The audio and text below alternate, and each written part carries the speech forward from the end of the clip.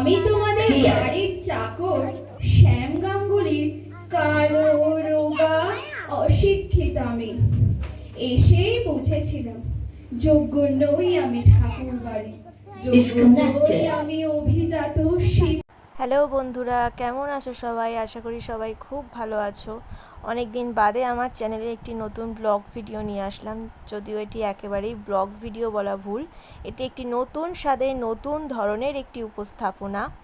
আসলে কিছুদিন আগে আমাদের পাড়ায় রবীন্দ্র জয়ন্তী উপলক্ষে একটি ছোট্ট সাংস্কৃতিক অনুষ্ঠানের আয়োজন করা হয়েছিল, যেখানে পাড়ারই ছোট ছোট বাচ্চারা নাচ গান কবিতা আবৃত্তির মাধ্যমে সারা সন্ধ্যেটা ভরিয়ে রেখেছিল। সেখানেই আমাদের একটি ছোট্ট উপস্থাপনা ছিল গীতি আলেখ্য। আর সবথেকে মজার বিষয়, এই বিষয়ে আমরা কেউই পারদর্শী ছিলাম না। খুবই কম সময়ের মধ্যে রিহার্সাল করে এটি আমরা প্রেজেন্ট করেছি। তাই যদি কোনো দোষ ত্রুটি হয়ে থাকে অবশ্যই মার্জনা করে দেবেন। আর কেমন লাগলো সেটা কমেন্টে জানাতে একেবারেই ভুলবেন না। আর এই গীতি আলেখ্যটির মূল ভাবনায় যিনি ছিলেন তিনি হলেন রুমা মিত্র মহাশয়া, আমাদেরই পাড়ার একটি বৌদি, যাকে আপনারা এই মুহূর্তে ফুল নিবেদন করতে দেখছেন। আর হ্যাঁ, আরও একটি কথা, আমাদের ভিডিওটি যারা দেখছেন তারা অবশ্যই শেয়ার অ্যান্ড সাবস্ক্রাইব করতে ভুলবেন না কিন্তু। তার সাহিত্যকর্ম, সঙ্গীত, জীবন দর্শন, মানবতা, ভাবনা সবকিছুই সত্যিকারের পাড়ায় হতে অনুপ্রেরণা দেয়। আমাদের আজকের নিবেদন গীতি আলেখ্য। কণ্ঠে সুমনা সাহা, শম্পা সাহা, শতাব্দী ঘোষ, শ্রাবণী রায়। নৃত্যে রূপসা সাহা, ঋষিতা ঘোষ, পুষ্প দেবনাথ। শুরু হচ্ছে গীতি আলেখ্য।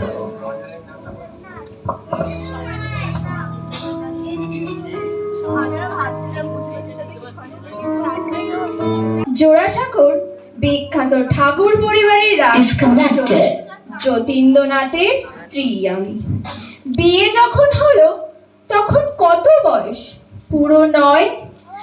আমি তোমাদের বাড়ির চাকর শ্যাম গাঙ্গুলির কালো রোগা অশিক্ষিত আমি।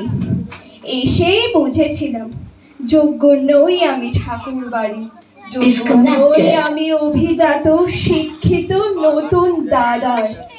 তোমাদের চাকরের মেয়ে বিয়ের পর বাড়ির অন্দরমহলে যাবার অধিকার পেল, কিন্তু বাবা চাকর বলে সে অধিকার কেড়ে নেওয়া হলো।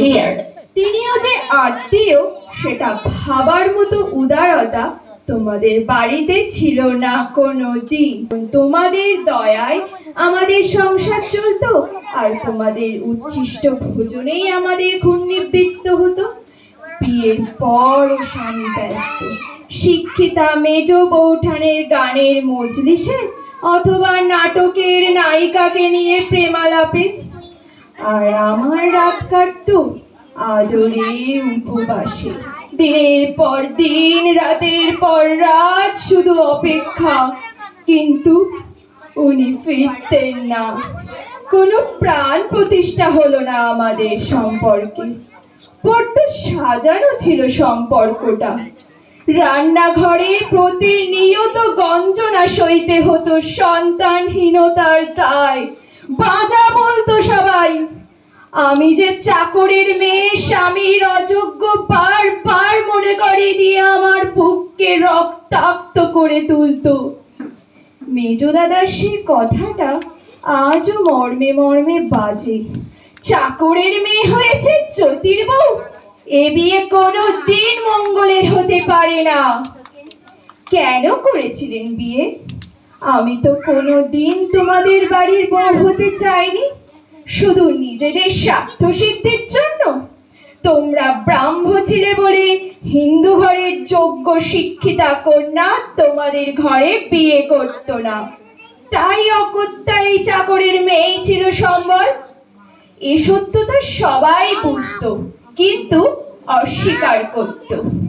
স্বামী থেকেও না থাকা, সংসার থেকেও না থাকা, প্রতি মুহূর্তে মরে যেতে চাইতাম আমি। কিন্তু শুধু তোমার জন্যেই বেঁচেছিলাম রবি, বাঁচার আর কোনো কারণ ছিল না। জ্ঞানে গুণে প্রাণের প্লাবনে তুমি অনন্য।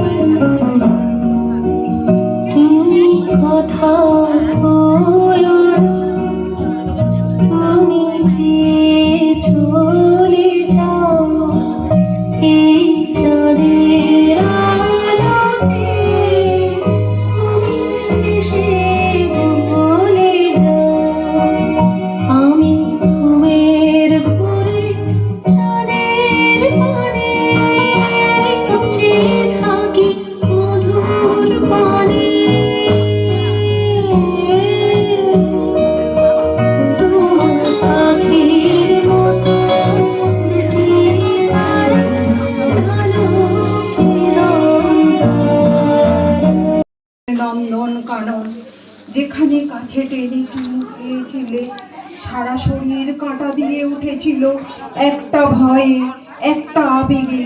তুমি অভয় দিয়ে বলেছিলে, এটা নন্দনকানন, এখানে পড়ে না। আমি অভিভূত হয়েছিলাম তোমার বাক্যবাণে। এই তো সেদিন বৃষ্টির মাঝে মালতী লতায় হঠাৎ তুমি টেনে নিয়েছিলে তোমার বুকে। সেটা নিয়ে অন্তরে উজান ছিল রবি। আমি বাধা দিতে পারিনি, হয়তো দিতে চাইওনি। জানতাম এটা অন্যায়, তবু অন্যায়ের গলায় পরিয়েছিলাম আমার হৃদয়ের বড় মাল্য। এ অন্যায় আমার কাছে ছিল পবিত্র পুষ্পের মতো। বহুদিনের আদরের উপবাস সেদিন ভেঙে গিয়েছিল তোমার হৃদয় প্রবাহে।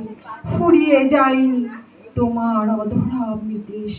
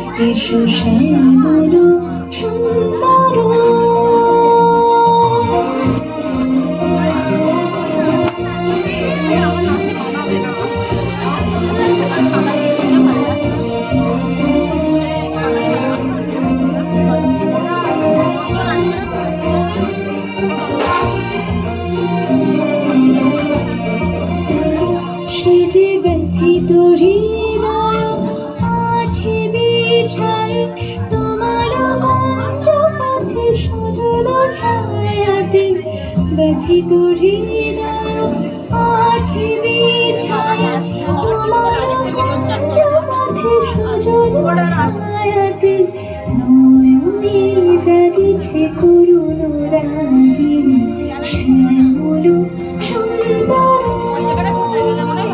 এসো শ্যামল সুন্দর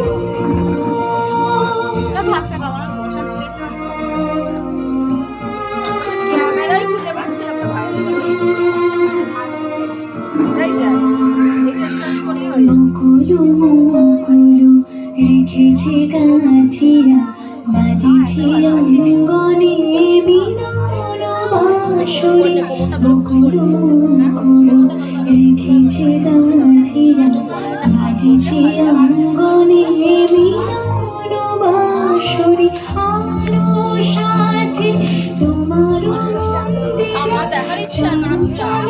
মন্দিরে বাজিবে ছন্দিশে আলো সাথে তোমার মন্দিরে চলো চলো প্রেমের বাজিবে ছন্দিশে বাজিবে কঙ্কন বাজিবে কিঙ্কিণী বাজিবে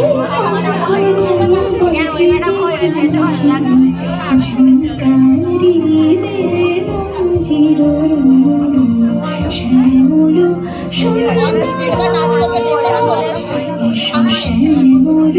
শ্যামল সুন্দর কৃষ্ণ সুধা বিরোহিণী চাহিয়া আছে আকাশে শ্যামল সুন্দর এসো শ্যামল সুন্দর। আমি শুধু অমঙ্গল নয়, তোমাকে ভালোবেসে অসতীও আজ। 4 মাস বিয়ে হয়েছে তোমার, আজকাল দূর থেকে দেখি তোমায়। কাছে ডাকার, কাছ থেকে দেখার সমস্ত অধিকার হারিয়েছি আমি। অনেক বদলে গেছো তুমি, আর সেই সঙ্গে বদলে গেছে আমার বাঁচার ইচ্ছে।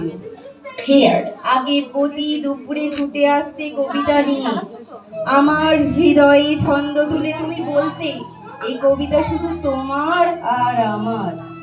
আজ বুঝেছি মিথ্যে বলতে তুমি, মিথ্যে কেন বলতে, কেন আমার অনুরাগ নিয়ে এত খেলা খেলতে।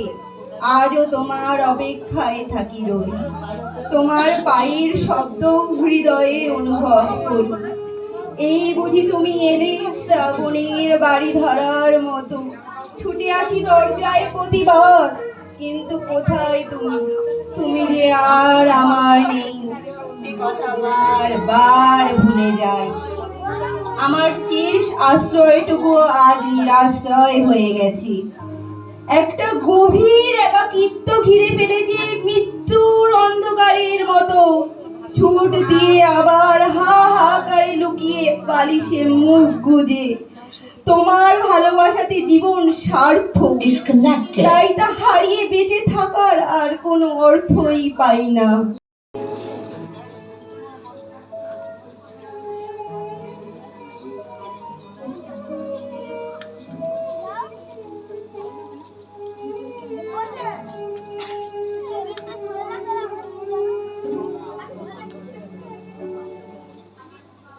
বৈশাখী প্রকৃতির নতুন জন্ম, আমাদেরও নতুন জন্ম এই বৈশাখে, 25শে বৈশাখে, রবি ঠাকুরের জন্মদিনে।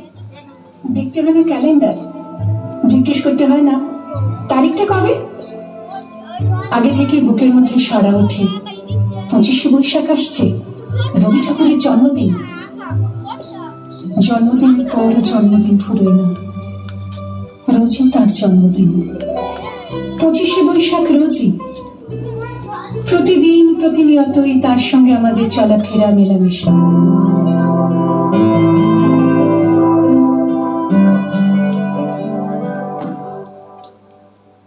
তুমি রবে নীরবে হৃদয়ে মম, তুমি রবে নীরবে নিবিড় পূর্ণিমা নিশীথে।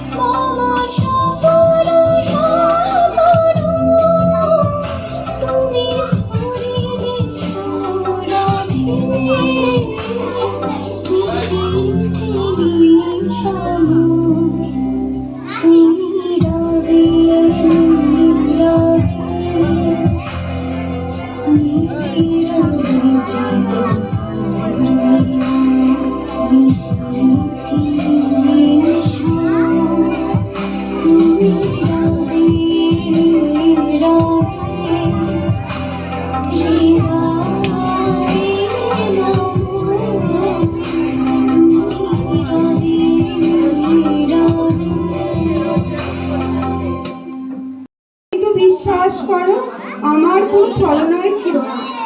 তোমার ধারা পাতায় ভাসতে চেয়েছিলাম, ভাসাতে চেয়েছিলাম তোমার স্রোতে।